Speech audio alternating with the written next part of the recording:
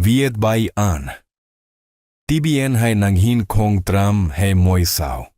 Custom jem jai laban chuyen te kich ban pan mot va tuan bo noidung ban jakung kap sang tieng tai ban ha trung tin tuan tu tuyet joy kach kuitak tai tau van hua. Chong tom tat va ki tuat audio ma ban yu cao. Drama. El contraataque del abuelo fan. Uno me llamo Ramón. Tengo 70 años. Y esta es la historia de cómo desaparecí de mi propia vida. Mi hija, mi única hija, me mandó a callar en la mesa de la cena para que su marido pudiera explicar cómo quería quitarme mi casa. Ellos me veían como una reliquia y un obstáculo en el camino de su ambición. Así que me levanté, tomé mis llaves y me marché para siempre. Pensaron que yo era solo un anciano haciendo un berrinche. No tenían ni idea de que estaba a punto de desmantelar legalmente todo su mundo pieza por pieza, hasta que el suelo que pisaban dejara de ser suyo. Antes de contarles cómo orquesté su caída, déjenme saber en los comentarios desde dónde nos están escuchando. Y por favor denle me gusta y suscríbanse a nuestro canal si creen que el amor de un padre nunca debe ser tratado como un derecho adquirido. El leve aroma a roble de la mesa del comedor. Una mesa que construí con mis propias manos hace 40 años, solía ser una fuente de consuelo. Esta noche, olía a ataúd. Mi yerno Tomás estaba en medio de su gran actuación moviendo las manos como un mago, a punto de sacar un conejo de un sombrero. Sin embargo, no estaba sacando un conejo.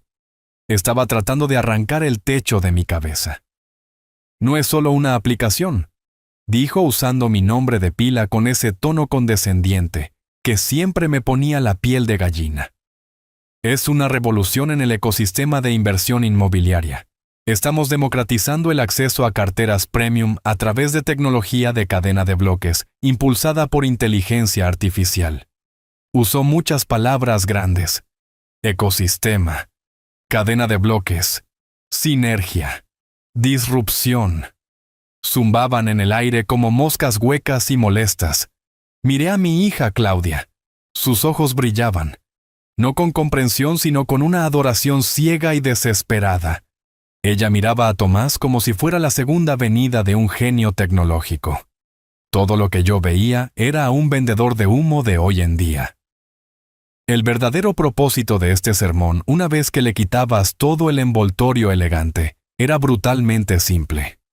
Él quería que yo firmara un papel que pondría mi casa como garantía para su idea de negocio. La casa en la que mi difunta esposa Viviana y yo habíamos invertido nuestra sangre, sudor y ahorros.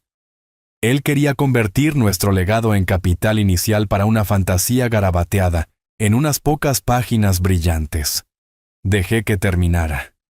Cuando su cascada de palabras finalmente se detuvo, dejé mi tenedor sobre la mesa. El tintineo del metal sobre la cerámica fue agudo y fuerte en el repentino silencio. Ese mercado ya está saturado, dije con voz uniforme y tranquila. ¿Cuál es tu plan para competir?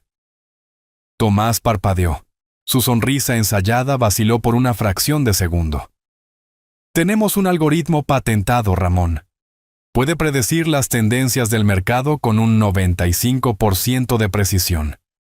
Ningún algoritmo tiene una precisión del 95%, respondí. Siempre hay variables que no puedes contabilizar. Una recesión, una pandemia, un cambio en las políticas de tasas de interés. ¿Cuál es tu riesgo de liquidez si el mercado se congela? ¿Cómo recuperan su dinero los inversores? No preguntaba para ser difícil. Preguntaba porque había vivido lo suficiente para saber que un plan sin un respaldo para el fracaso no es un plan, es una plegaria. La confianza de Tomás comenzó a resquebrajarse. Miró a Claudia, una súplica silenciosa de apoyo. «No lo entiendes», dijo con una nota de irritación en su voz. «Esto es nueva tecnología, no juega con las viejas reglas». «El dinero siempre juega con las viejas reglas, Tomás», dije. Exige precaución y sentido común. ¿Cuál es tu plan B si el algoritmo falla y la gente pierde todo? Silencio. No tenía un plan B. Su hermoso rostro se sonrojó con una mezcla de vergüenza e ira. Estaba acostumbrado a encantar a la gente, no a ser cuestionado por un viejo carpintero que olía a acerrín y barniz. Fue entonces cuando Claudia intervino. Ella no me miró. Puso su mano sobre el brazo de Tomás, un gesto de solidaridad. «Papá, detente», dijo con voz cortante. «Tomás ha hecho su investigación. Solo estoy haciendo preguntas necesarias, Claudia. Esta es una gran decisión».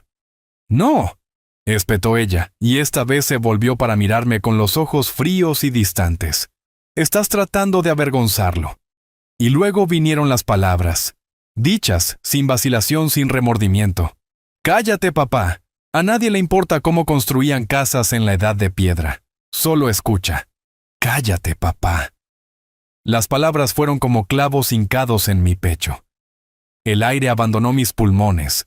Tomás, en lugar de defenderme o calmar a su esposa, simplemente sonrió con presunción. Había ganado. En ese único y demoledor momento vi todo con perfecta claridad. Vi los meses de alquiler que yo había cubierto cuando Tomás tuvo un problema de flujo de caja. Vi las costosas vacaciones que yo había pagado. Vi la camioneta nueva que Claudia conducía. Un regalo de cumpleaños de mi parte. Durante años yo había dado, y ellos habían tomado. No lo veían como amor. Lo veían como su derecho. Mi sacrificio no era un regalo, era una obligación. Ahora que finalmente había trazado una línea, me había convertido en una molestia. Un fósil de la Edad de Piedra. No dije una palabra más. ¿Cuál era el punto de discutir?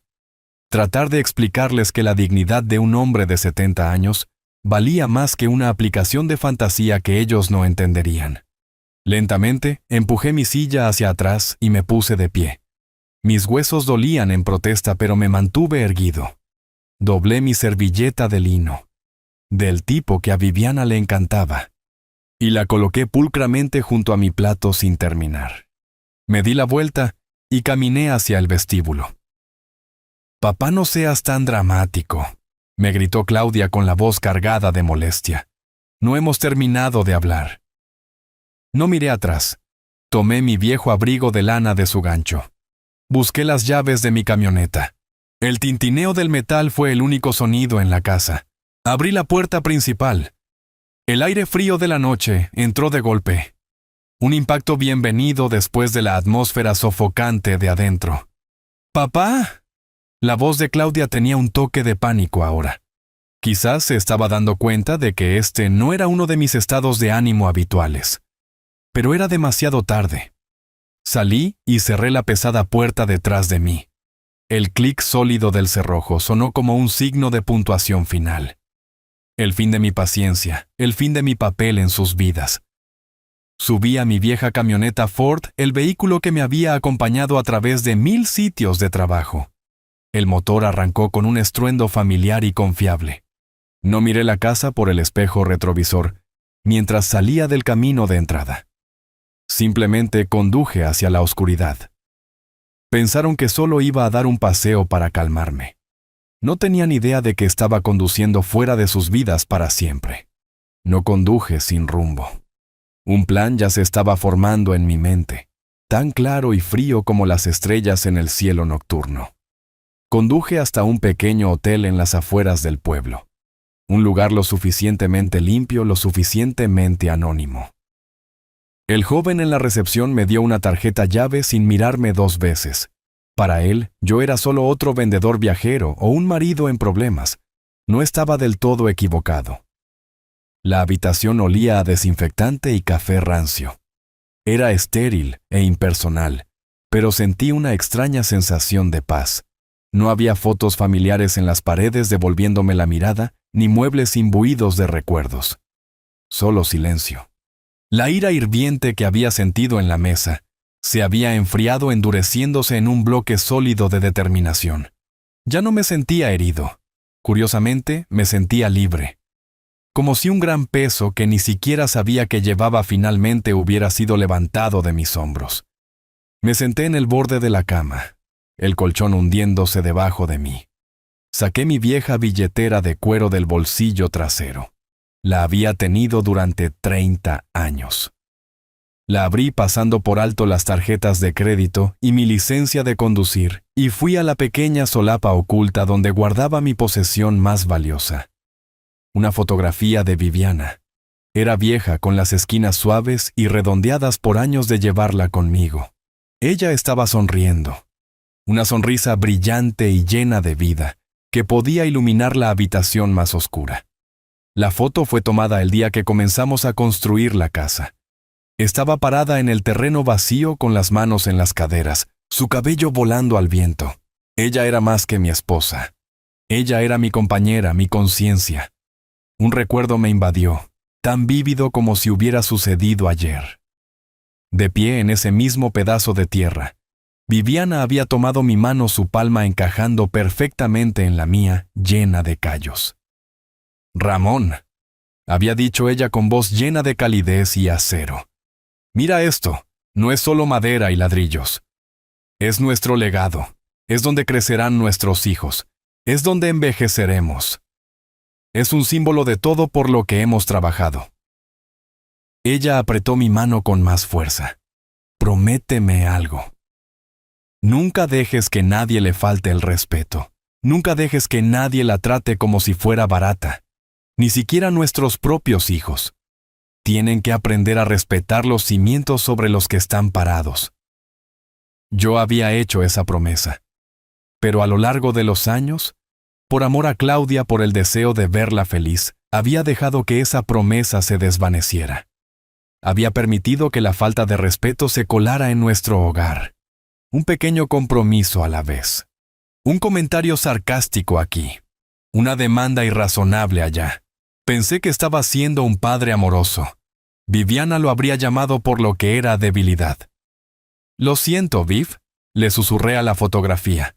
Dejé que esto continuara por demasiado tiempo. Su sonrisa en la foto pareció responderme. «Entonces es hora de arreglarlo, Ramón». Y supe lo que tenía que hacer. Esto no era un berrinche, esto era una corrección de rumbo. Un restablecimiento de límites que habían sido borrados hace mucho tiempo. Saqué de mi bolsillo el teléfono inteligente que Claudia me había comprado para Navidad. La pantalla se iluminó con docenas de llamadas perdidas y notificaciones. No las leí. Sabía lo que dirían. Acusaciones, preguntas impacientes. Mantuve presionado el botón de encendido hasta que la pantalla se puso negra. Luego, solo para estar seguro, quité la tapa trasera y saqué la batería. La sensación fue liberadora. Caminé hacia la ventana y miré hacia el estacionamiento vacío. Por primera vez en años, sentí que tenía el control de mi propia vida. Pensaron que no tenía a dónde ir. Estaban equivocados. Podía ir a cualquier parte. Porque un hogar no es un edificio.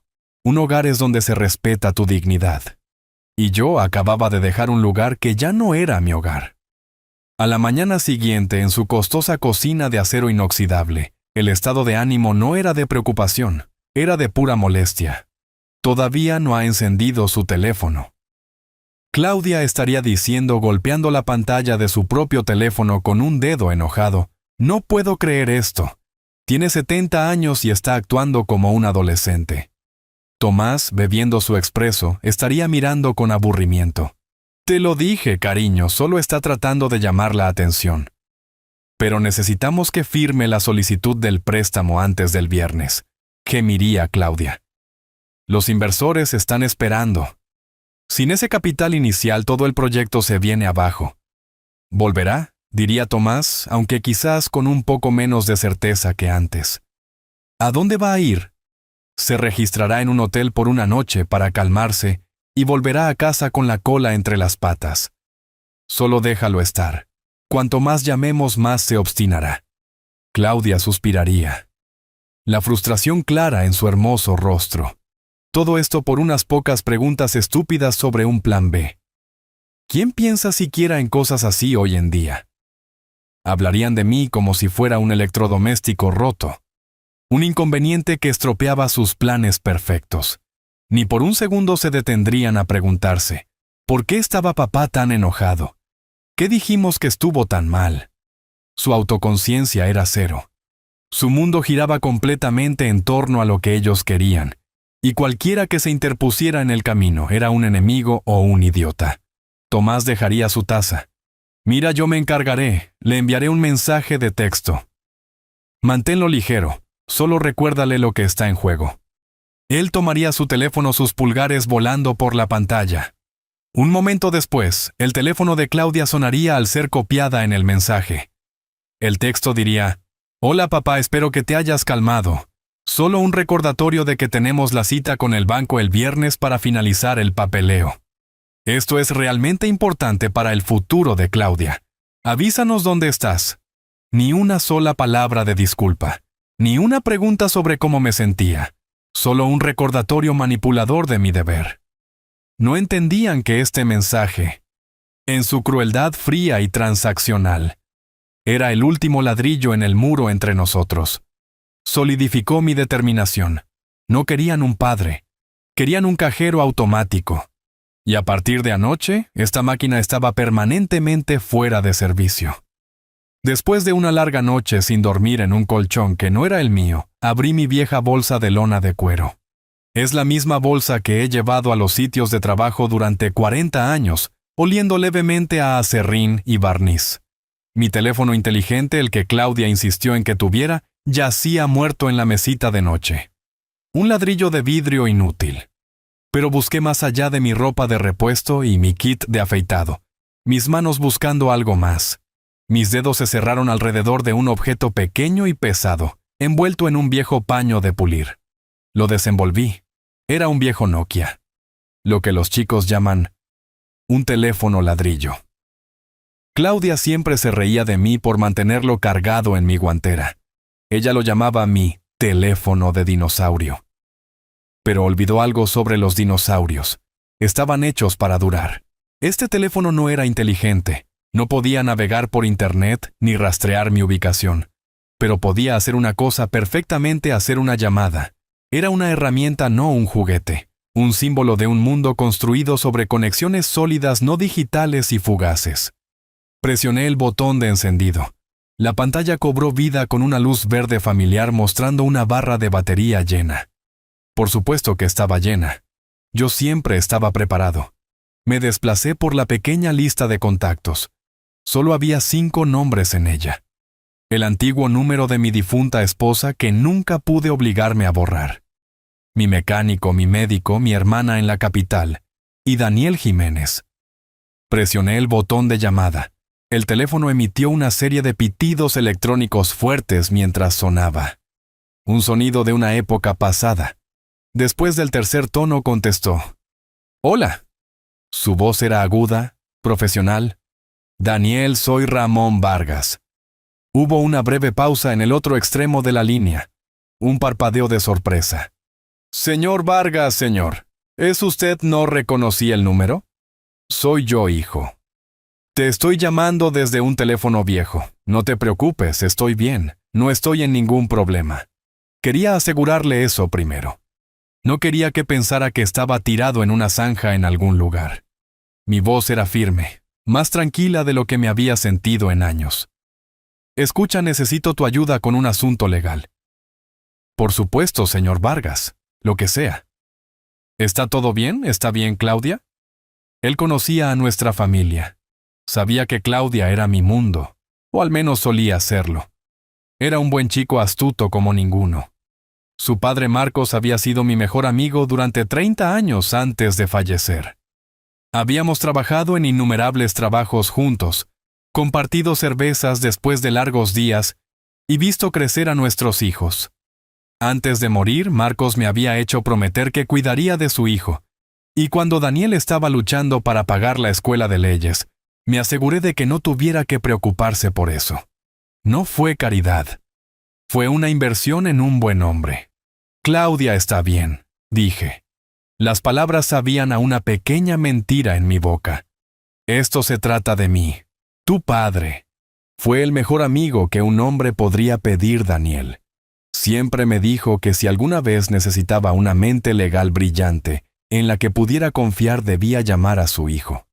Bueno, estoy llamando. Casi podía escuchar el cambio en la postura de Daniel Atravalli. a través del teléfono.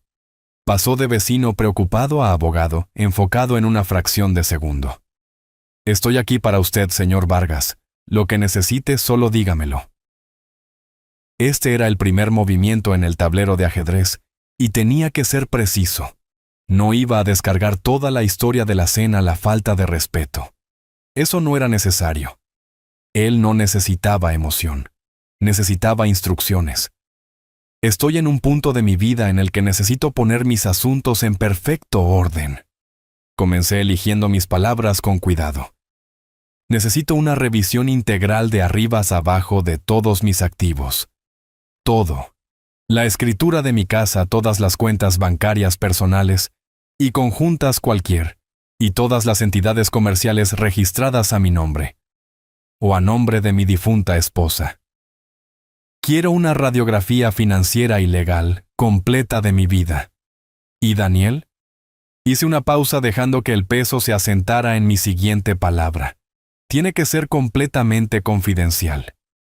Se quedó callado un momento, procesando. Era lo suficientemente inteligente para saber que un hombre no se despierta una mañana y exige una auditoría secreta de su propia vida sin una razón poderosa. No preguntó por qué. Hizo la pregunta correcta. ¿Confidencial de quién, señor? De todos. Dije con voz firme. Por ahora esto es solo entre tú y yo.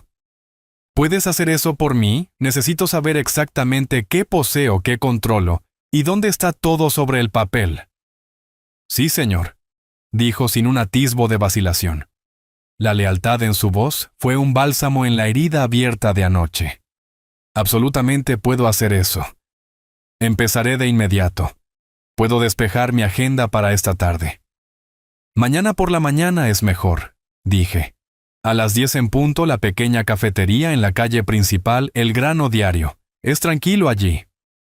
Estaré allí a las 9:45, confirmó. ¿Y señor Vargas? Sí, hijo. Sea lo que sea que esté pasando, dijo bajando ligeramente la voz. Estoy en su esquina. Mi papá lo hubiera querido así. Cerré los ojos. Por primera vez desde que salí por esa puerta sentí que no estaba completamente solo. Sé que lo hubiera querido, dije. Gracias, Daniel. Terminé la llamada. La primera pieza estaba ahora en movimiento. Al colgar y colocar el viejo teléfono en la mesita de noche, el silencio de la habitación del hotel se sintió diferente. Ya no estaba vacía. Estaba llena de propósito. Repasé la reacción de Daniel en mi mente. No hubo vacilación en su voz, ninguna sospecha. No preguntó si yo estaba en mi sano juicio. No preguntó si estaba exagerando. Simplemente escuchó la necesidad en mi voz y respondió con una lealtad inquebrantable. Hizo las preguntas correctas, las que un buen abogado haría, pero su tono era el de un hijo, no solo el de un abogado. Sus últimas palabras sobre lo que su padre hubiera querido tocaron una fibra profunda dentro de mí. Durante años había vertido mi lealtad en un recipiente que tenía un agujero en el fondo. Mi amor y apoyo, drenándose sin pensarlo 2 veces. Pero el vínculo que había forjado con su padre Marcos, un vínculo de hermandad y respeto mutuo, había sobrevivido a la muerte misma. Se había transmitido a su hijo. En ese momento supe que había tomado la decisión correcta. El primer paso para recuperar mi vida no fue un acto de ira, sino un acto de confianza. Y Daniel había demostrado que mi confianza estaba bien depositada. El Grano Diario era un lugar en el que había estado 100 veces antes. Era agresivamente promedio con mesas de madera desgastadas, el siseo constante de una máquina de expreso y el olor a café quemado flotando en el aire. Era un lugar para que los estudiantes universitarios estudiaran y para que los vecinos chismearan. Era la cobertura perfecta. Esto no era una reunión familiar. Esto no era una charla amistosa. Esta era una transacción comercial, y la ubicación debía ser neutral, pública y totalmente olvidable. Vi a Daniel a través de la ventana antes de entrar. Ya estaba allí sentado en una pequeña mesa en la esquina con un maletín en la silla a su lado. No estaba mirando su teléfono. Solo miraba la puerta, esperando. Llevaba un traje oscuro e impecable, un marcado contraste con la vestimenta informal de todos los demás en el café. Parecía un soldado esperando a su oficial al mando. Cuando entré se puso de pie inmediatamente, un gesto de respeto, que se sintió tanto anticuado como profundamente tranquilizador. Le hice un gesto con la cabeza para que se volviera a sentar, mientras pedía un café negro en el mostrador. No quería ningún café con leche elegante. Quería algo simple, fuerte y directo, tal como la conversación que estábamos a punto de tener. Cuando me senté frente a él, el espacio entre nosotros se sintió menos como una mesa de café y más como un campo de batalla siendo trazado. La charla casual del café se desvaneció en el fondo. En nuestra pequeña esquina, el aire estaba quieto y cargado de una intensidad silenciosa. Tomé un sorbo lento del café negro.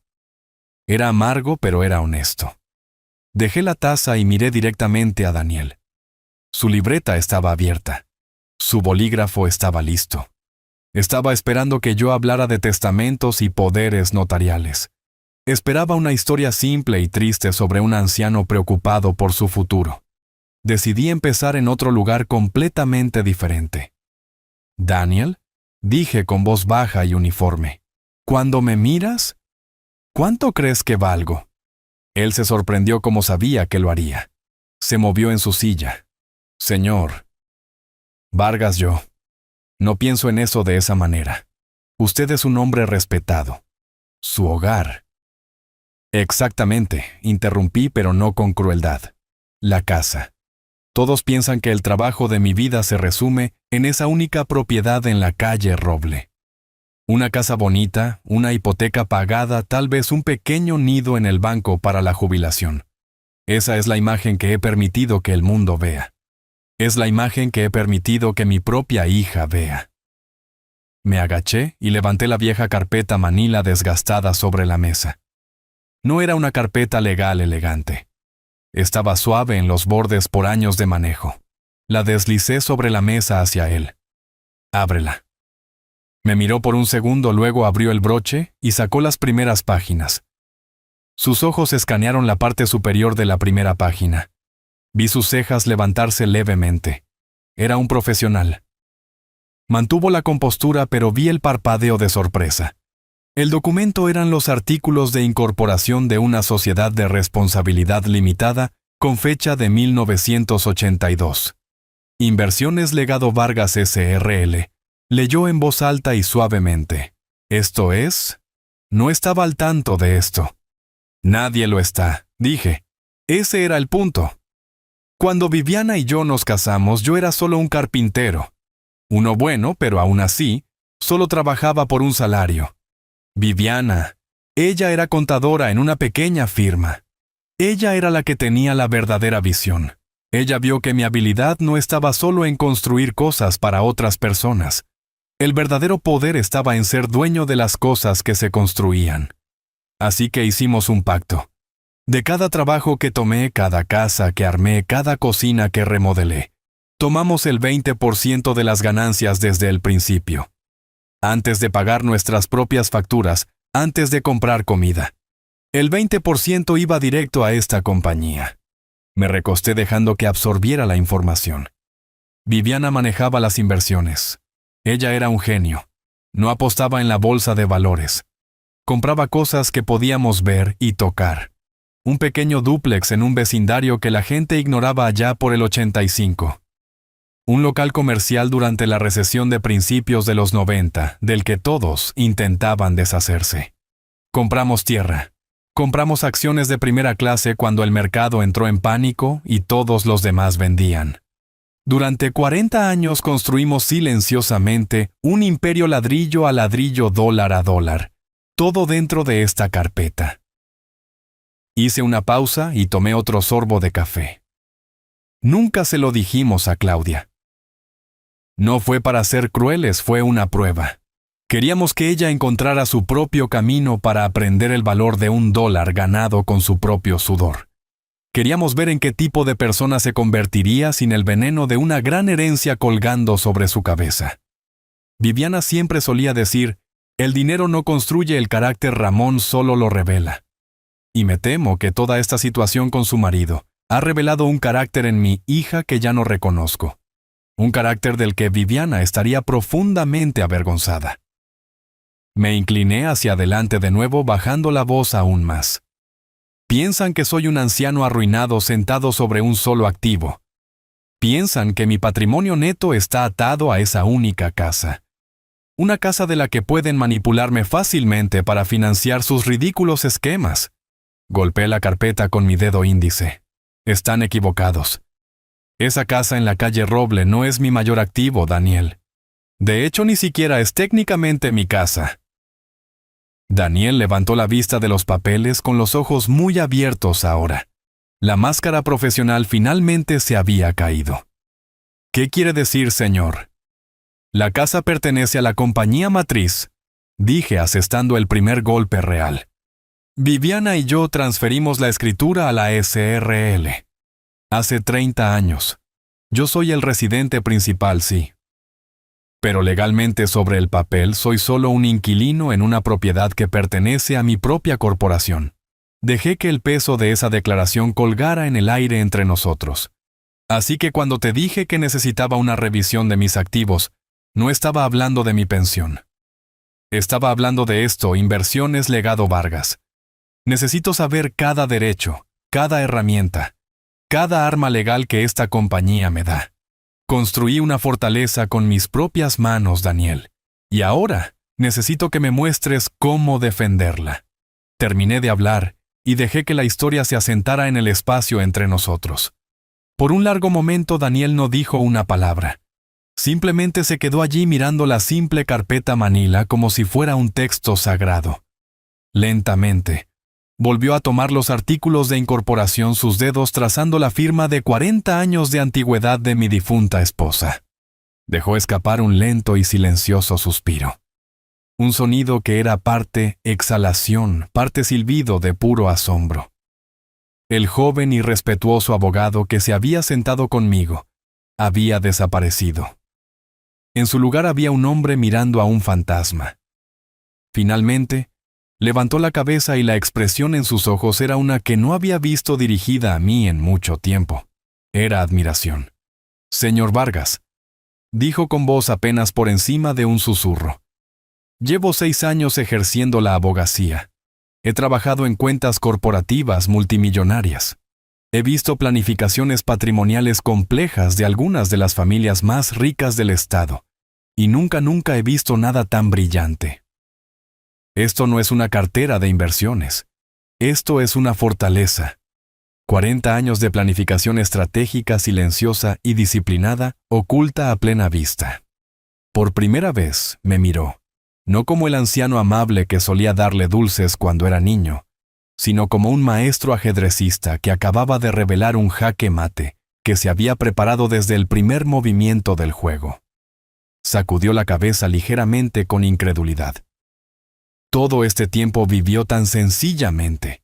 Nadie podría haberlo adivinado nunca. Una pequeña y triste sonrisa tocó mis labios. Ese era el diseño. Mi hija ve a un anciano. Su marido ve una cuenta bancaria andante con una sola sucursal. No tienen ni idea. Daniel se inclinó hacia adelante, su voz llena de una nueva energía. La emoción de un desafío legal complejo. Entonces, cuando lo amenazaron, cuando lo presionaron por la casa, no solo estaban presionando contra usted. Estaban presionando contra esto. Golpeó la carpeta. No tienen idea de a qué se enfrentan. No, hijo, dije con voz firme y fría como el acero. No la tienen. Ven un árbol viejo que creen que pueden cortar para leña. No tienen idea sobre el sistema de raíces que corre debajo de todo el bosque.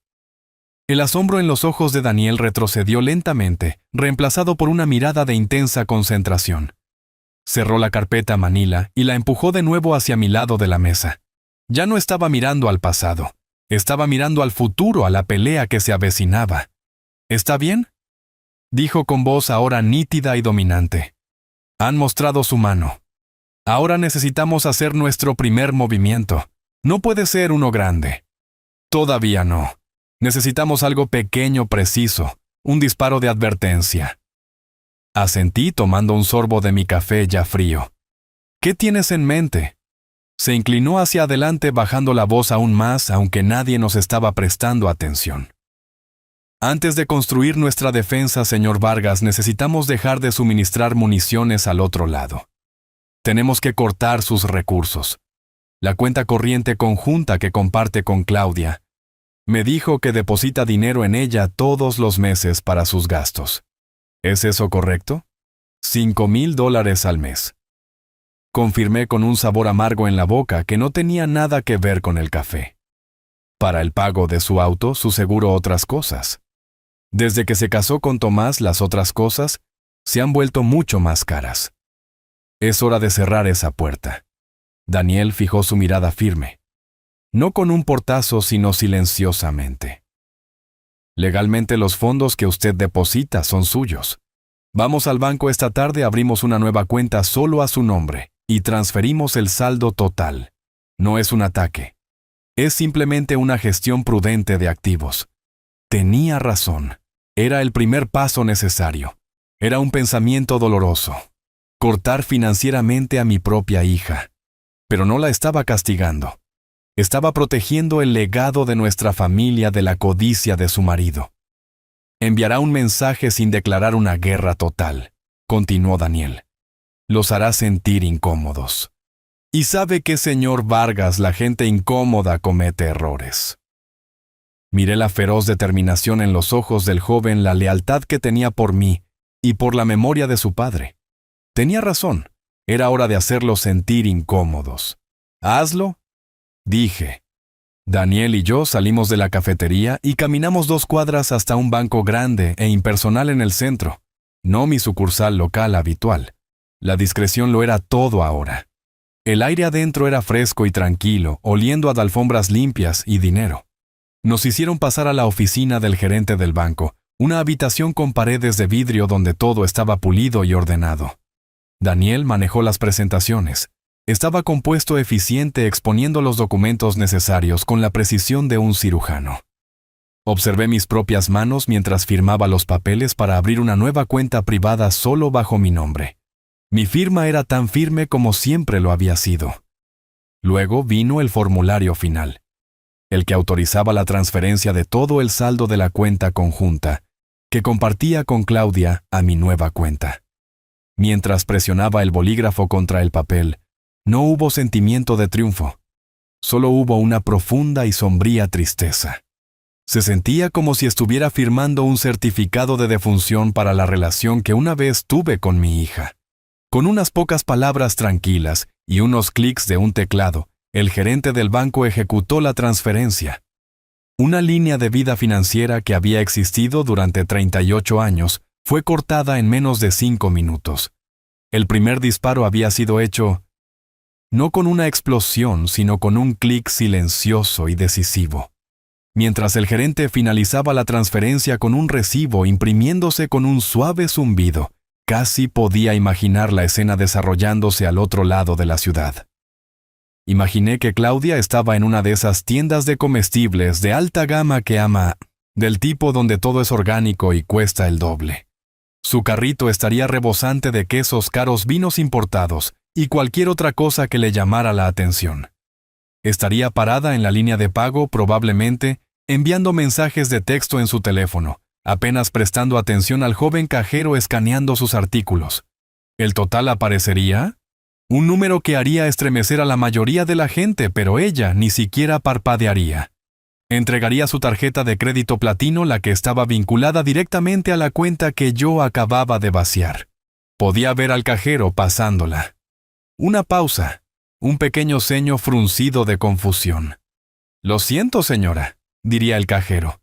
«Ha sido rechazada».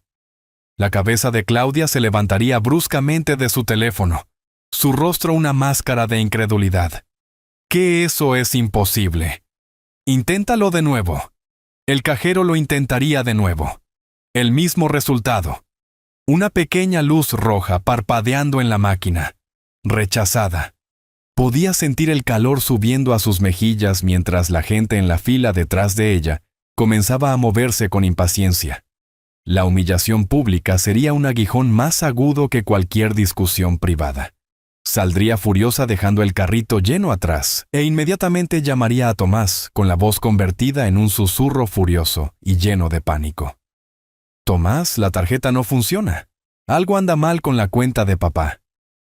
Podía entonces imaginar a Tomás sentado en su oficina en casa, molesto por la interrupción.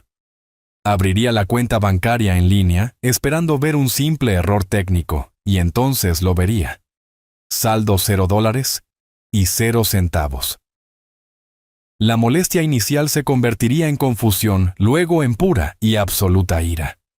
La máscara del emprendedor suave y confiado sería arrancada.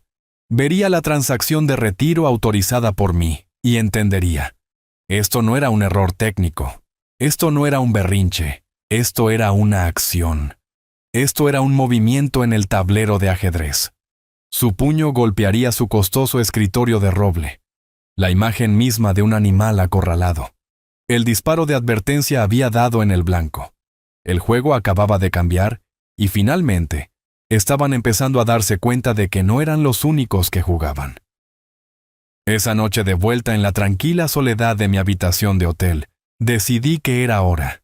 Tomé la batería y la volví a insertar en mi teléfono inteligente. Lo encendí. Como esperaba, la pantalla explotó con una ráfaga de notificaciones. Llamadas perdidas de Claudia, docenas de ellas. Una cadena de mensajes de texto cada vez más frenéticos. Pero los ignoré todos. Estaba buscando una sola cosa, un correo de voz. Y ahí estaba una notificación de hace una hora. De Tomás. Presioné reproducir y puse el teléfono en altavoz con el volumen bajo. Su voz llenó la habitación estéril y fue exactamente como yo había anticipado. Comenzó suave como la miel, goteando falsa preocupación. Hola, Ramón, es Tomás. Escucha, Claudia, y yo realmente estamos empezando a preocuparnos por ti. Vimos que la cuenta bancaria está vacía y honestamente nuestro primer pensamiento fue que estás en algún tipo de problema. Solo queremos asegurarnos de que estés a salvo. ¿Alguien, ya sabes, se aprovechó de ti? Llámanos, haznos saber que estás bien. Estamos muy preocupados aquí. Hubo una pausa. Casi podía escucharlo esperando, como si esperara que yo respondiera mágicamente un mensaje que ya había sido dejado. Cuando no lo hice, la máscara comenzó a resbalar. La dulzura se cuajó en molestia. Bien, mira, Ramón, esto ya no es gracioso. Su voz cambió volviéndose más dura. Esto es infantil. No puedes simplemente desaparecer y vaciar una cuenta así. Ese dinero era para gastos del hogar, para Claudia. Lo que hiciste fue completamente irresponsable y francamente es un desastre. Otra pausa, esta más corta, más tensa. Y luego la transformación final. El yerno preocupado había desaparecido, reemplazado por un extraño frío y amenazante. No sé qué tipo de juego crees que estás jugando, pero tienes que parar. Ahora. ¿Vas a llamarnos? Y vas a arreglar lo que hiciste. Quiero ser muy claro contigo, Ramón. Hay vías legales para que las familias tomen cuando un miembro anciano ya no es capaz de tomar decisiones financieras sensatas. No querrías que tuviéramos que ir por ese camino, ¿verdad? No querrías que un extraño con una túnica negra decida si eres apto para manejar tus propios asuntos. Piénsalo muy cuidadosamente. Devuélveme la llamada. El mensaje terminó. Lo había hecho. En su arrogancia y su desesperación, me había entregado la herramienta exacta que necesitaba. No era una amenaza para mí, era un regalo. No sentí miedo. Sentí una certeza fría y dura. Guardé con calma el archivo de audio, lo etiqueté como prueba anexo A, y se lo envié a Daniel con un mensaje simple: mordió el anzuelo. Después de enviar el archivo a Daniel, coloqué el teléfono boca abajo en la mesita de noche. No había miedo en mi corazón, ni pánico.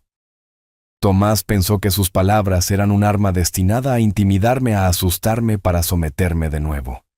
No podía haber estado más equivocado. Su mensaje no era una amenaza, era una confesión. Era una declaración clara de su intención, una pieza de evidencia envuelta para regalo, que probaba su plan malicioso. Era un hombre desesperado actuando por impulso e ira. Y los hombres desesperados son descuidados. Cometen errores. Pensó que estaba acorralando a un anciano indefenso. No tenía idea de que en realidad estaba caminando hacia una trampa cuidadosamente tendida. A la mañana siguiente nos reunimos de nuevo no en la cafetería, sino en una pequeña sala de conferencias privada, en el bufete de abogados de Daniel. Era un espacio formal con una gran mesa de caoba y sillas de cuero. Una habitación diseñada para negocios serios. La informalidad había desaparecido. El juego había escalado y ambos lo sabíamos. No dije una palabra cuando entré. Simplemente me senté, saqué mi teléfono inteligente y lo coloqué sobre la superficie pulida de la mesa entre nosotros. Daniel miró el teléfono luego a mí. Su expresión era sombría. Lo contactó, no era una pregunta. Lo hizo. Confirmé. Encontré el archivo de audio y presioné reproducir. No lo puse en altavoz esta vez. Deslicé el teléfono por la mesa hacia él. Quería que lo escuchara directamente, que sintiera el veneno en la voz de Tomás, como si se lo susurraran a su propio oído. Daniel tomó el teléfono y se lo llevó a la oreja. Observé su rostro mientras escuchaba.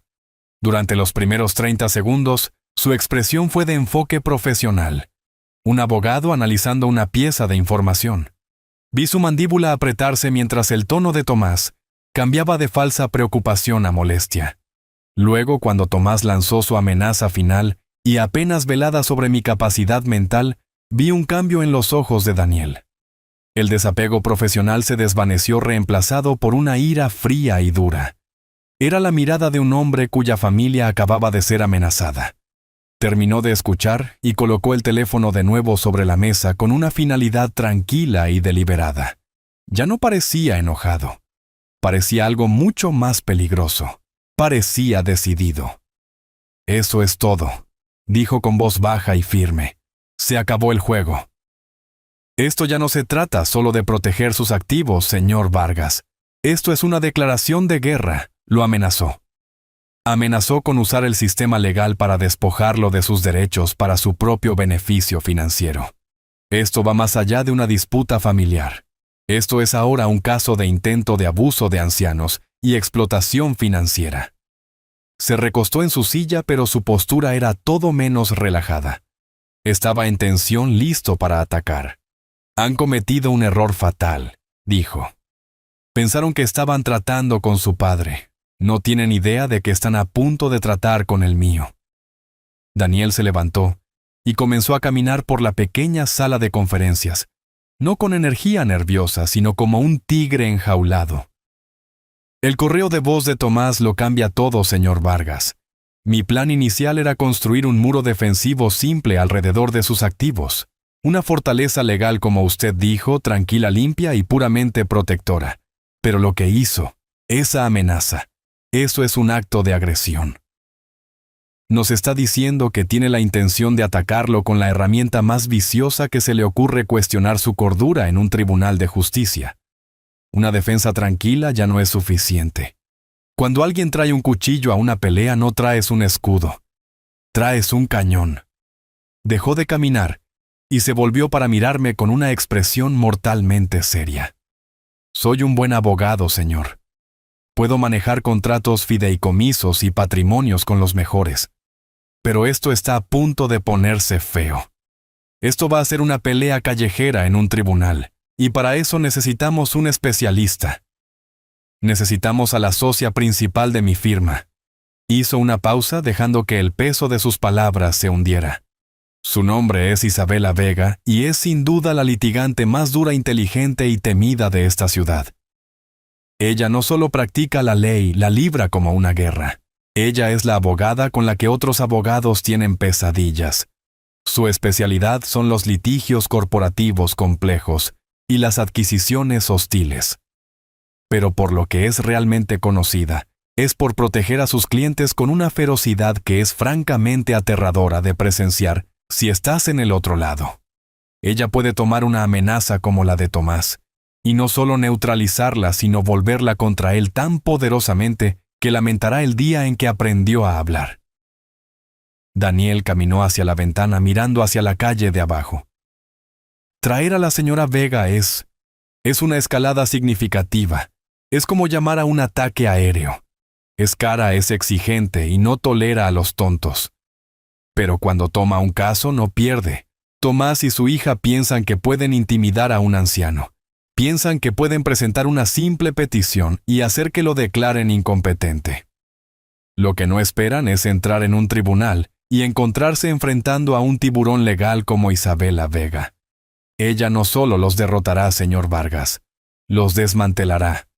Sus argumentos y su credibilidad pieza por pieza, hasta que no quede nada. La pregunta es, se volvió hacia mí sus ojos buscando los míos. ¿Está listo para ese tipo de pelea? Una hora después estaba sentado en una sala de conferencias diferente. Esta estaba en el último piso del edificio con una vista panorámica de la ciudad que yo había ayudado a construir. La mesa era una sola losa masiva de madera oscura y pulida. Las sillas eran de cuero negro que suspiraban cuando te sentabas en ellas. Todo en la habitación estaba diseñado para hacerte sentir pequeño, para recordarte que estabas en un lugar de inmenso poder. Daniel se sentó a mi lado luciendo un poco menos seguro de lo que había estado en su propia oficina. Entonces la puerta se abrió e Isabela Vega entró. Ella no era lo que yo esperaba. Era una mujer alta y elegante, quizás de unos 50 y tantos años, vestida con un traje impecablemente hecho a medida. Se movía con una gracia silenciosa y deliberada, que dominaba la atención de la sala sin una sola palabra. No ofreció un apretón de manos. Simplemente se sentó frente a mí, colocó un solo archivo delgado sobre la mesa y me miró.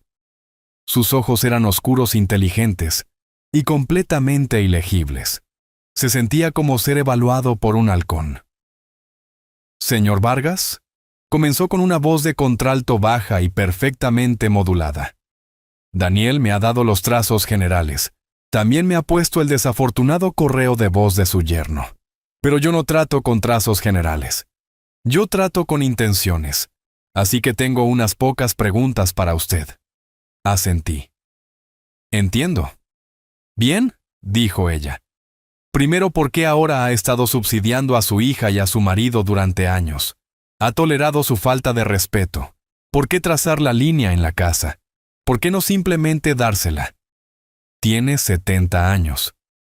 Podría firmar los papeles y vivir el resto de su vida en paz». Era una prueba. Ella no estaba pidiendo información. Estaba probando mi determinación. La paz no es lo mismo que el silencio, señora Vega. Respondí con voz firme. He estado en silencio durante mucho tiempo y no me ha traído paz. Solo ha invitado a más agresión. No pidieron mi casa. La exigieron. No la vieron como mi legado. La vieron como su próxima adquisición. Mi paz no está a la venta. Ella sostuvo mi mirada, su expresión inalterable. Esto se pondrá feo. Se pondrán de pie en un tribunal de justicia y lo llamarán senil. Lo pintarán como un anciano rencoroso y vengativo que ha perdido la cabeza. Usarán cada cosa amorosa que hizo por su hija y la torcerán en un ejemplo de su estado mental en declive. Está preparado para que toda su vida, su carácter, sea disecado y vilipendiado en público por su única hija. Pensé en Viviana, pensé en mi promesa. Mi carácter ha sido vilipendiado en privado en mi propia mesa de cena, señora Vega. No veo ninguna diferencia en hacerlo bajo juramento. Al menos en un tribunal se me permitirá responder. Un destello de algo, tal vez respeto, apareció en sus ojos por un breve momento antes de desvanecerse. Tenía una pregunta final. ¿Cuál es su juego final aquí, señor Vargas? Dígame qué quiere. ¿Se trata de castigarlos? ¿Es venganza? Me incliné ligeramente hacia adelante. La venganza es un juego de tontos. Es una reacción emocional. Esto no es emocional. Esto es una corrección estructural. Mi yerno es un jugador imprudente que ve el legado de mi familia como su pila personal de fichas de póker.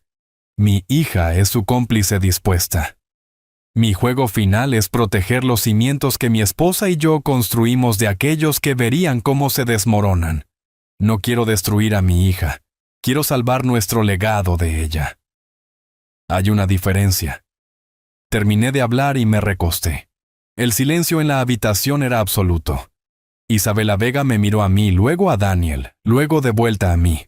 Una sonrisa lenta y delgada tocó sus labios. No era una sonrisa cálida.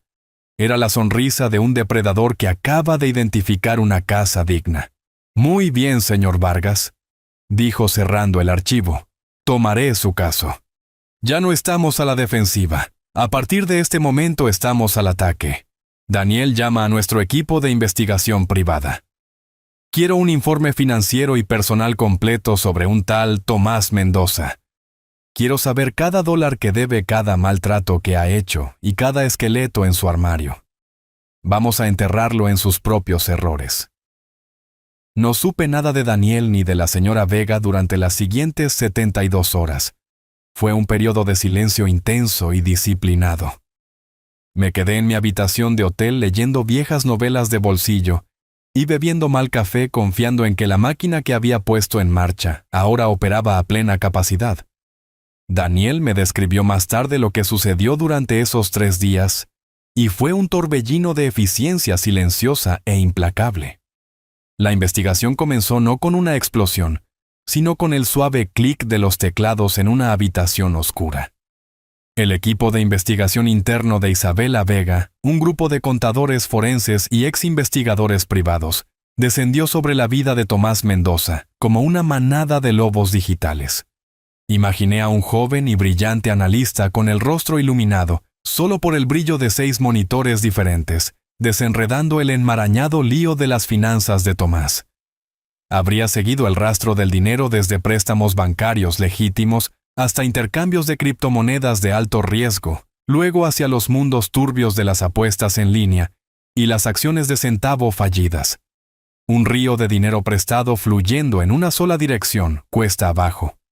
Las banderas rojas habrían aparecido en su pantalla una tras otra, cada una, representando una apuesta desesperada y tonta. Al mismo tiempo imaginé a un ex policía canoso en una oficina desordenada, un hombre que se especializaba en desenterrar el pasado. Estaría haciendo llamadas silenciosas a antiguos socios comerciales de Tomás en otros estados. Estaría sacando registros públicos buscando gravámenes, bancarrotas y demandas. Un patrón comenzaría a emerger. Una historia de promesas grandiosas y fracasos catastróficos de socios quemados y proyectos abandonados.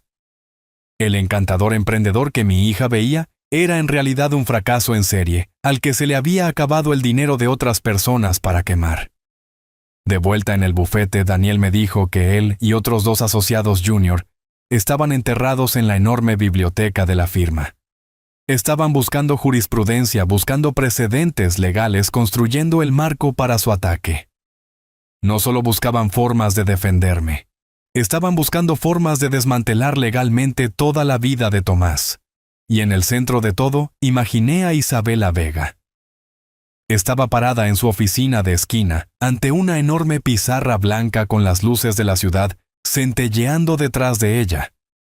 La información fluía hacia ella desde todas las direcciones: datos financieros, historia personal, precedentes legales.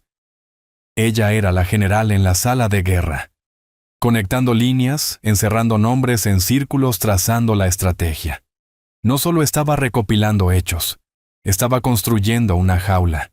Cada pieza de información que descubrían era otra barra de acero y pronto esa jaula estaría lista para el animal desprevenido, que no tenía idea de que estaba siendo cazado. La llamada llegó al 4.º día. Fue la propia Isabela Vega.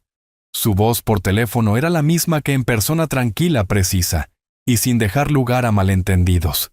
«Señor Vargas», dijo, «tenemos lo que necesitamos. Por favor, venga a mi oficina a las 4 en punto». Y colgó. Cuando llegué, la atmósfera era diferente. Daniel estaba allí, pero estaba en silencio, cediendo completamente ante su jefa. La señora Vega no me preguntó cómo estaba. No perdió tiempo con cortesías.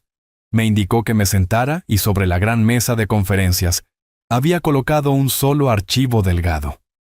Parecía insignificante, pero sabía que contenía la munición que estábamos buscando. Nuestro equipo ha completado su informe inicial sobre su yerno Tomás Mendoza. Comenzó con su voz tan afilada y limpia como el cristal cortado. Y la situación es mucho peor. Y por lo tanto, mucho mejor para nosotros, de lo que anticipamos inicialmente.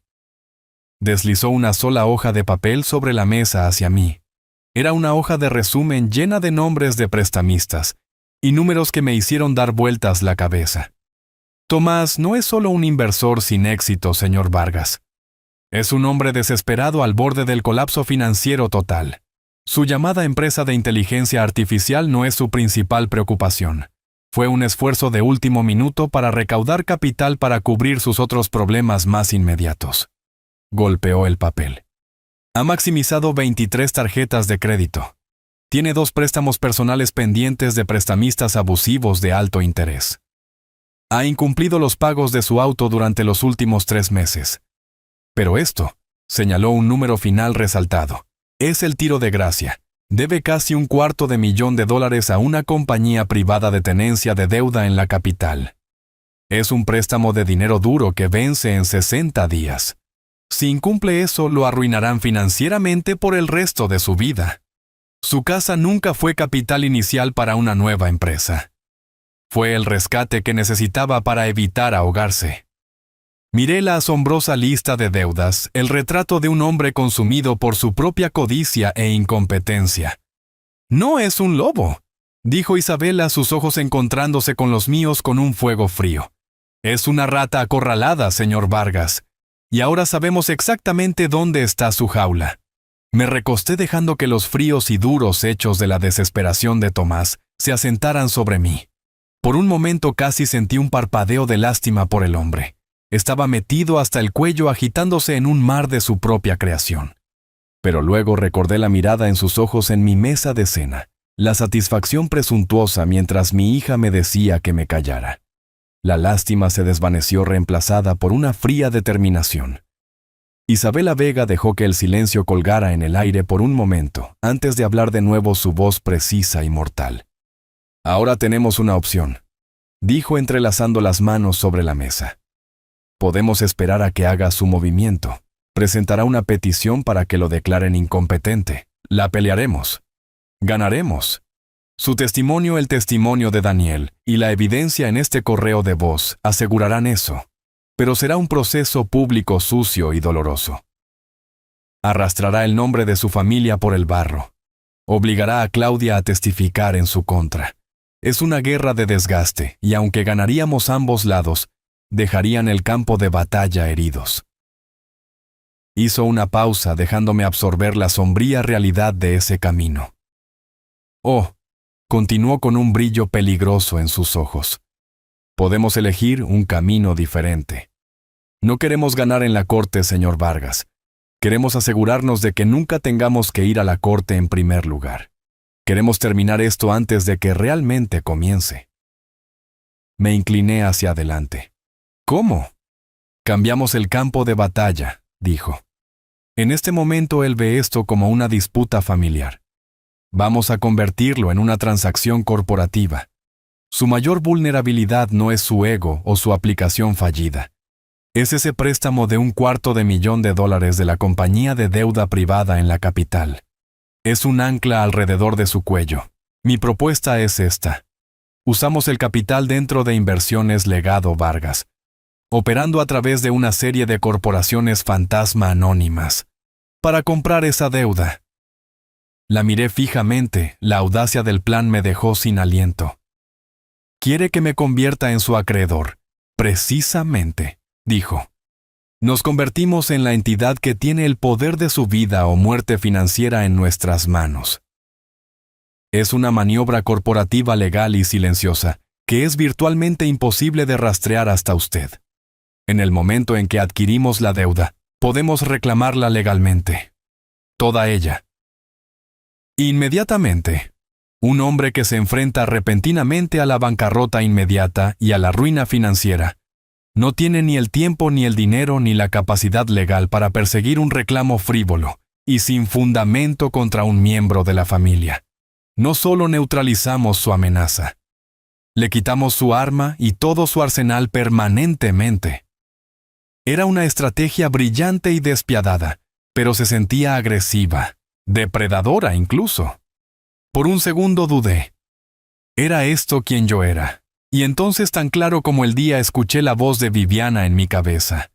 Fue de hace años cuando un contratista rival intentó hacerme una oferta injusta en un gran trabajo.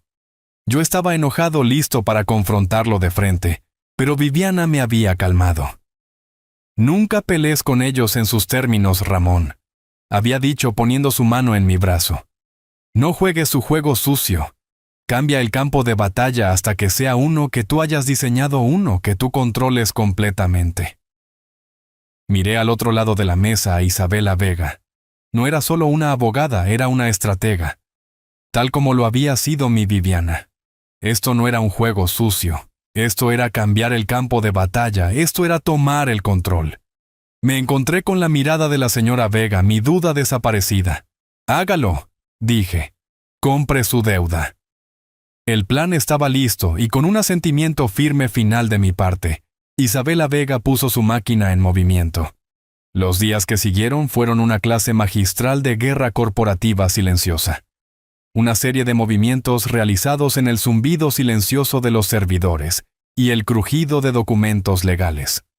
Daniel luego me guió a través de los pasos, e incluso en su narración, se sintió menos como una maniobra legal y más como una operación militar encubierta. Comenzó con una sola transferencia bancaria masiva. Imaginé la pantalla en una oficina de contabilidad segura, una cadena de números moviéndose de una cuenta de inversiones. Legado Vargas a un depósito en garantía recién creado. La transacción habría sido marcada y revisada por el banco, pero la firma de Isabela ya había preparado el papeleo necesario. Todo era legítimo, todo meticulosamente documentado. Una parte significativa de la fortaleza que había construido con Viviana ahora estaba siendo movilizada, transformada de una estructura defensiva en un arma guiada con precisión. Luego vino la creación del intermediario. En el espacio de una sola tarde, nació una nueva entidad corporativa. Imaginé a un joven asistente legal navegando rápidamente por un sitio web de registro estatal, presentando los artículos de incorporación. Hacia moi. Le dieron un nombre tan soso que era prácticamente invisible: North Star Capital Ventures. No tenía oficina, ni empleados, ni historia. Era un fantasma, un recipiente legal creado para un solo propósito. Su agente registrado era un servicio de terceros, en un estado diferente. Otra capa de anonimato, otro callejón sin salida para cualquiera que intentara rastrear su origen. Toda su correspondencia oficial se enrutaría a través de la firma de Isabela, pero su nombre y el mío no aparecían en ninguna parte de sus documentos oficiales. Luego vino la oferta. Imaginé una carta formal siendo redactada en papel con membrete pesado y costoso, con el nombre anónimo de North Star Capital Ventures. El lenguaje habría sido despojado de toda emoción, una propuesta comercial fría y clínica. Habría sido enviada por mensajería segura a la compañía privada de tenencia de deuda en la capital. La carta haría una oferta simple y limpia para comprar el pagaré pendiente de un tal Tomás Mendoza, en su totalidad por una pequeña prima por encima de su valor actual. Era una oferta en efectivo con la promesa de cerrar la transacción en 48 horas. Para la compañía de la capital, esto era un regalo del cielo. Estaban en el negocio de prestar dinero y cobrar intereses, no en el negocio sucio y lento de perseguir a morosos desesperados como Tomás. Nuestra oferta no era solo un buen trato, era una salida limpia. La espera por su respuesta fue la parte más difícil, pero fue corta. Un correo electrónico encriptado llegó a la mañana siguiente. La línea de asunto era simple. Ref. Oferta por pagaré número 734B. El cuerpo del correo electrónico era aún más simple. Aceptamos su oferta. Encuentre los documentos de cierre adjuntos. Las instrucciones para la transferencia bancaria están en la página 3. La transacción final fue la más silenciosa de todas. Otra transferencia bancaria silenciosa, esta vez de North Star Capital Ventures a la firma de la capital. Y a cambio, un archivo digital fue transferido a un servidor seguro, controlado por el equipo de Isabela. Era un documento PDF simple, una copia digital del pagaré firmado por Tomás. Contenía su firma, sus promesas y sus obligaciones. Era su bola y cadena financiera. Y la propiedad legal de esa cadena ahora me pertenecía a mí.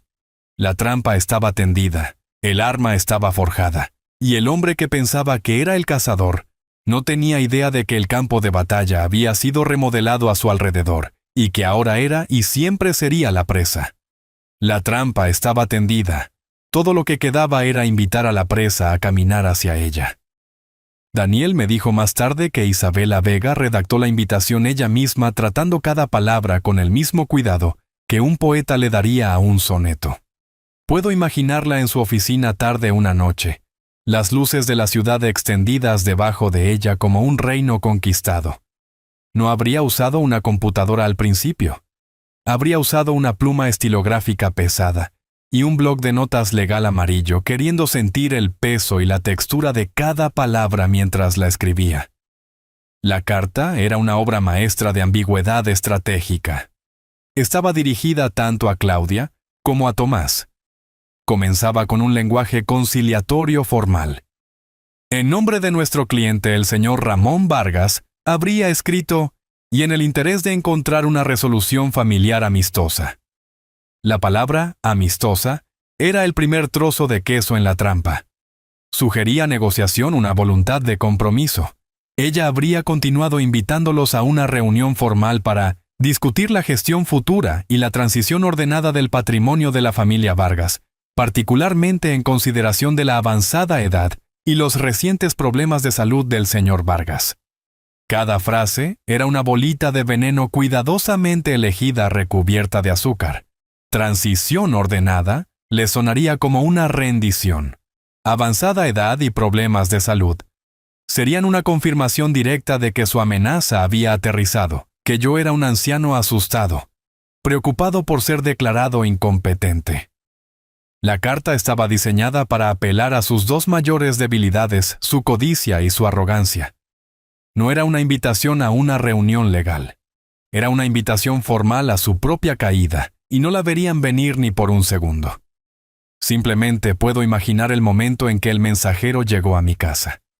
Un lugar que ya no era mi hogar. Un conductor uniformado le habría entregado a Tomás un sobre crujiente y de aspecto importante de un bufete de abogados de primer nivel. Tomás lo habría tomado, un parpadeo de aprensión en sus ojos. Lo habría abierto con un abrecartas todavía fingiendo ser algún tipo de magnate de los negocios. Habría leído la primera oración con el ceño fruncido en concentración. Y luego, mientras continuaba leyendo, puedo ver la sonrisa lenta, presuntuosa y triunfante, extendiéndose por su rostro. Lo tenemos. Habría dicho arrojando la carta sobre la isla de la cocina para que Claudia la leyera. El viejo finalmente se está rompiendo. Sabía que lo haría. Claudia la habría recogido, sus ojos escaneando la página. Puedo escuchar su suspiro de alivio, la tensión finalmente abandonando sus hombros. «Oh, gracias a Dios», diría ella. «Te dije que solo estaba siendo dramático. Resolución familiar amistosa. Está listo para firmar la casa. Es incluso mejor que eso», se jactaría Tomás, señalando una línea en la carta. «Mira esto considerando la avanzada edad y los problemas de salud del señor Vargas. Nuestro pequeño correo de voz funcionó perfectamente. Está aterrorizado de que lo llevemos a la corte y lo declaren senil. Está ondeando la bandera blanca». No habría remordimiento en sus voces, ninguna preocupación por el padre al que habían empujado a este punto. Solo la emoción vertiginosa de la victoria. Verían la reunión no como una negociación, sino como una formalidad. Una ceremonia de rendición donde serían coronados los vencedores. «Quiere reunirse en la oficina de su abogado», habría notado Claudia. «Por supuesto que sí», se burlaría Tomás. «Quiere sentir que le queda algo de poder. Déjalo. No importa dónde firmemos los papeles, siempre y cuando se firmen». Abrazaría a su esposa, un héroe conquistador. «Ve a elegir tu mejor traje, cariño», diría con la voz goteando arrogancia. Tenemos una herencia que cobrar. Habrían abierto una botella de vino esa noche para celebrar, completamente ciegos al hecho de que no estaban celebrando una victoria. Estaban brindando por su propia ejecución. Llegó el día de la reunión. Era una mañana de otoño fresca y clara. Elegí usar mi mejor traje de domingo, un traje gris oscuro simple, que Viviana me había comprado hace años. Era el traje que había usado en el funeral de mi mejor amigo Marcos. Parecía apropiado. Era un traje para ocasiones serias y sombrías. Daniel me recogió y condujimos hasta el bufete de abogados, en un silencio cómodo. Cuando entramos en la sala de conferencias del último piso de Isabela Vega, ella ya estaba allí de pie, junto a la gran ventana mirando hacia la ciudad. Se volvió cuando entramos, y la expresión en su rostro no era la de una abogada, sino la de una general inspeccionando sus tropas antes de una batalla. Dio un único asentimiento brusco. Estábamos listos. Nos sentamos a un lado de la mesa enorme. Frente a ella había una sola carpeta delgada para cada uno de nosotros. La habitación estaba en silencio, el único sonido era el zumbido distante de la ciudad abajo. Llegamos 5 minutos antes. Claudia y Tomás llegaron 10 minutos tarde. Fue un movimiento de poder deliberado, una última exhibición mezquina de su dominio percibido. Entraron en la habitación no con la gravedad que la situación requería, sino con la arrogancia despreocupada de una pareja llegando a su propia fiesta. Tomás vestía un traje azul de aspecto caro que era un poco demasiado brillante, una sonrisa de confianza plasmada en su rostro. Claudia llevaba un vestido brillante y elegante, cargando un bolso de diseñador que probablemente costó más que mi primer auto. Lucía triunfante, como una princesa a la que finalmente le habían prometido su reino. Brevemente encontró mis ojos, y no hubo vergüenza ni culpa, solo un parpadeo frío y despectivo de victoria. Tomaron sus asientos frente a nosotros. Tomás arrojó casualmente su maletín de cuero en la silla a su lado, y se reclinó abriendo los brazos como si fuera el dueño de la habitación. «Muy bien», dijo con una sonrisa magnánima dirigiéndose a Isabela como si fuera una camarera. «Terminemos con esto. Tenemos reservaciones para el almuerzo». El contraste entre los dos lados de la mesa era un abismo. Nuestro lado seguía silencioso, compuesto. Su lado estaba lleno de una confianza inquieta, llamativa y totalmente fuera de lugar. Pensaron que estaban aquí para aceptar una rendición. No tenían idea de que estaban sentados en el bloque del verdugo. Isabela Vega dejó que el comentario de Tomás sobre las reservaciones para el almuerzo colgara en el aire por un momento, dejando que su arrogancia y falta de respeto se asentaran sobre la habitación como un polvo fino. Ella no lo reconoció. Simplemente puso sus manos planas sobre la mesa, un gesto que atrajo toda la energía en la habitación directamente hacia ella. La reunión había comenzado. «Gracias a todos por venir», dijo con voz tranquila y fresca, llenando la habitación silenciosa.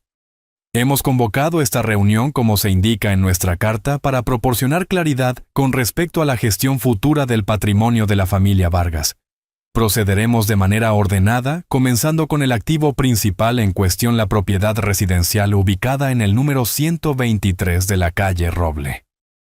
Miró directamente a Claudia y Tomás, su expresión ilegible. «Creo que están operando bajo la impresión de que esta reunión fue convocada para discutir los términos de una transferencia potencial de esta propiedad del señor Vargas a ustedes. ¿Es eso correcto?». Tomás se inclinó hacia adelante, su sonrisa engreída regresando. «Ese es nuestro entendimiento. Sí, una transferencia, una herencia. Somos flexibles con la terminología». El rostro de Isabela permaneció como una máscara en blanco. «Gracias por esa aclaración. Entonces comencemos corrigiendo un error fundamental en su entendimiento. Primero, un punto de hecho legal. La propiedad en el 123 de la calle Roble no es, y no ha sido por más de 30 años, propiedad personal del señor Ramón Vargas». Un parpadeo de confusión cruzó el rostro de Tomás. Claudia frunció el ceño. «¿De qué estás hablando?», preguntó ella. «Por supuesto que es su casa. Isabela la ignoró y continuó como si no hubiera hablado. A partir del 19 de agosto de 1992, la escritura de la propiedad fue legal y formalmente transferida a una compañía matriz privada, Inversiones Legado Vargas S.R.L., de la cual el señor Vargas y su difunta esposa Viviana Vargas eran los únicos miembros gerentes. El señor Vargas ha residido allí como inquilino de la corporación que controla. La presunción desapareció del rostro de Tomás, ahora reemplazada por una mirada cautelosa y calculadora. Estaba empezando a darse cuenta de que esta no era la reunión para la que se había preparado. Como miembro gerente sobreviviente de la SRL, continuó Isabela, su voz nunca cambiando su tono plano y profesional. El señor Vargas ha emprendido recientemente una reestructuración significativa de los activos de la compañía. Esta reestructuración está diseñada para reflejar mejor las intenciones filantrópicas a largo plazo de él y de su difunta esposa. Con ese fin, a partir del martes pasado a las 9 de la mañana, la propiedad en la calle Roble fue transferida permanentemente fuera de la compañía matriz y colocada en un fideicomiso benéfico irrevocable recién formado. Hizo una pausa por un momento, dejando que el peso legal de las palabras se hundiera. El fideicomiso se llama Fundación Legado Viviana Vargas. La boca de Claudia se abrió ligeramente, una mirada de total desconcierto en su rostro. ¿Una fundación? ¿Qué fundación? Isabela continuó, su enfoque inquebrantable. La misión declarada y legalmente vinculante de la fundación es proporcionar capacitación vocacional y pasantías en los oficios de la construcción, carpintería, plomería, trabajo eléctrico, para jóvenes desfavorecidos en esta comunidad. La casa misma que el señor Vargas construyó servirá como la sede de la fundación y su principal instalación de capacitación práctica. Luego asestó el golpe final aplastante. Como estoy segura de que su marido puede explicarle, Claudia, el término irrevocable tiene un significado legal muy específico y absoluto. Significa que el fideicomiso es final. No puede ser alterado, impugnado o disuelto por ninguna parte, incluido el propio señor Vargas. La propiedad ahora es propiedad permanente de la fundación. Ya no es un activo familiar en ningún sentido de la palabra. Vi cómo el color desaparecía del rostro de mi hija. Vi los ojos de Tomás moverse por la habitación, su mente luchando, buscando un ángulo, una escapatoria, y encontrando nada más que paredes sólidas. Isabela no había terminado. Metió la mano en su carpeta delgada y sacó un solo documento. Lo deslizó sobre la mesa pulida. Se detuvo directamente frente a Tomás. Esto nos lleva al punto final sobre este asunto, su residencia actual. Dado que están viviendo sin un contrato de arrendamiento en una propiedad que ahora es legalmente propiedad de la fundación, su tenencia ya no está autorizada. Su voz era tan fría y dura como el mazo de un juez. Este es un aviso de desalojo formal y legalmente vinculante. Les da 30 días calendario para desocupar las instalaciones para que la Fundación Legado Viviana Vargas pueda comenzar su importante trabajo. Todas las presentaciones necesarias se han hecho en la oficina del secretario. El reloj, como dicen, está corriendo. El aviso de desalojo estaba en el medio de la mesa, un rectángulo blanco crudo sobre la madera oscura. Durante 10 segundos completos, el único sonido en la habitación fue el zumbido silencioso del aire acondicionado. El silencio fue finalmente roto por un pequeño sonido ahogado de mi hija. ¿Qué?, susurró Claudia con la voz temblorosa. Miró del papel a Isabela, luego a mí. Su rostro estaba pálido, sus ojos muy abiertos con un horror naciente e infantil. No. Papá, ¿de qué está hablando? Una fundación. Desalojo este es nuestro hogar. Este es mi hogar. Se volvió hacia mí, su voz elevándose con desesperación llena de pánico. Papá, dile que pare. Esto es algún tipo de broma horrible. Diles que paren. Permanecí en silencio, mi corazón doliendo por la hija que solía conocer. La que se había perdido en algún lugar del camino. Antes de que pudiera siquiera pensar en una respuesta, Tomás explotó. Se levantó de su silla tan violentamente que raspó ruidosamente contra el suelo balanceándose sobre sus patas. Su rostro era una máscara de furia carmesí. Apuntó con un dedo tembloroso no a mí, sino a Isabela. «No puedes hacer esto», gruñó. «Esto es ilegal. Esto es coerción. Eres una abogada depredadora que claramente se ha aprovechado de un anciano confundido. Haremos que te inhabiliten». Isabela ni siquiera parpadeó. Solo lo miró su expresión tan plácida como un lago congelado. Su ira al no encontrar agarre en su calma helada giró entonces hacia mí. «Ramón, has perdido completamente la cabeza», gritó su voz haciendo eco en la inmaculada sala de conferencias. «Realmente vas a echar a tu propia hija, a tu única hija, a la calle, después de todo lo que hemos hecho por ti. Hemos estado viviendo allí cuidándote, cuidando la casa». La pura e impresionante audacia de su mentira colgó en el aire. Apenas estaba comenzando. Comenzó a caminar detrás de su silla un animal enjaulado escupiendo amenazas. Esto es abuso de ancianos. Eso es lo que es. Lucharemos contra esto en la corte. Impugnaremos este fideicomiso. Haremos que te declaren mentalmente incompetente. Ningún juez en el país va a permitir que arrojes a tu propia familia a la calle. Drenaremos hasta el último centavo de esa ridícula fundación tuya en honorarios legales. ¿Te arrepentirás de esto? Estaba salvaje, desquiciado. Su fachada cuidadosamente construida del hombre de negocios tranquilo y exitoso estaba completamente destrozada. Todo lo que quedaba era el niño desesperado y codicioso debajo. A mi lado Daniel estaba perfectamente quieto. Y al otro lado de la mesa, Isabela Vega observaba el colapso con un interés clínico y desapegado. Como un científico observando una reacción química. Ella lo dejó gritar. Ella lo dejó amenazar. Ella lo dejó agotarse exponiendo su verdadera y violenta naturaleza para que todos la vieran. Cuando Tomás finalmente se quedó sin aliento con el pecho agitado, el rostro brillante de sudor, Isabela Vega dejó que el silencio se extendiera espeso y pesado. Esperó hasta que su respiración entrecortada fuera el único sonido en la habitación. No había movido ni un músculo. No se había inmutado. Simplemente esperó. Una depredadora permitiendo que su presa se cansara por completo. Luego habló.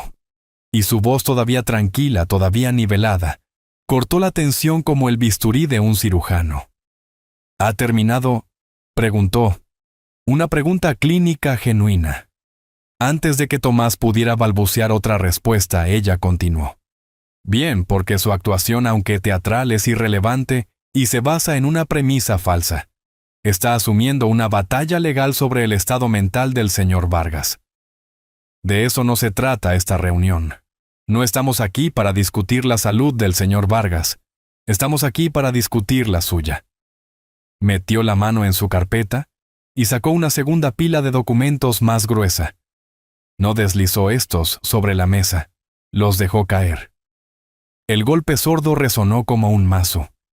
Pasemos al segundo asunto comercial, dijo, sus ojos clavándose en los de Tomás. Sus finanzas personales.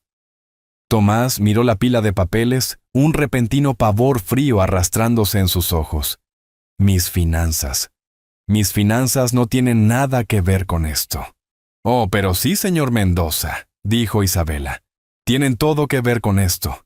Hasta hace una semana usted tenía numerosas responsabilidades pendientes. Tarjetas de crédito, préstamos personales y un pagaré de alto interés particularmente grande de una compañía privada de tenencia de deuda en la capital. Un pagaré por $242,000 que vence en menos de 60 días. Un pagaré que no tenía absolutamente ninguna forma de pagar. Ella le dejó procesar que conocía los detalles íntimos de su ruina financiera. Verá, señor Mendoza, cuando amenazó a nuestro cliente, nos dio motivos para investigar sus motivos, y su motivo no era preocupación por su suegro, era desesperación. Necesitaba esta casa no como una inversión, sino como un salvavidas, un rescate para salvarse de sus propias decisiones financieras catastróficas. Claudia miró a su marido, su rostro una máscara de confusión y horror naciente. Tomás. ¿De qué está hablando? $250,000? Tomás la ignoró. Miró fijamente a Isabela, su mente corriendo. ¿Y qué miraste mis finanzas? Eso es una invasión de la privacidad. No prueba nada. Prueba el motivo. Lo corrigió Isabela, su voz como hielo. Pero tiene razón. Simplemente saber sobre su deuda no era suficiente. Así que decidimos tomar un papel más activo en el asunto. Señaló la pila de documentos. Esa es una copia de su acuerdo de préstamo original con Wilmington Debt Holdings. Y encima de él encontrará un documento de transferencia de propiedad legalmente ejecutado con fecha de hace 3 días. Una nueva entidad de inversión, North Star Capital Ventures, ha comprado su deuda en su totalidad. Ahora son su único acreedor para su responsabilidad más grande y peligrosa. Se inclinó ligeramente hacia adelante. El acto final de la obra a punto de ser entregado. Y señor Mendoza, dijo ella, su voz cayendo a un registro bajo y escalofriante. Soy la representante legal de North Star Capital Ventures, lo que significa que a partir de este momento, usted no les debe a ellos, me debe a mí. Por segunda vez, un profundo y demoledor silencio cayó sobre la habitación.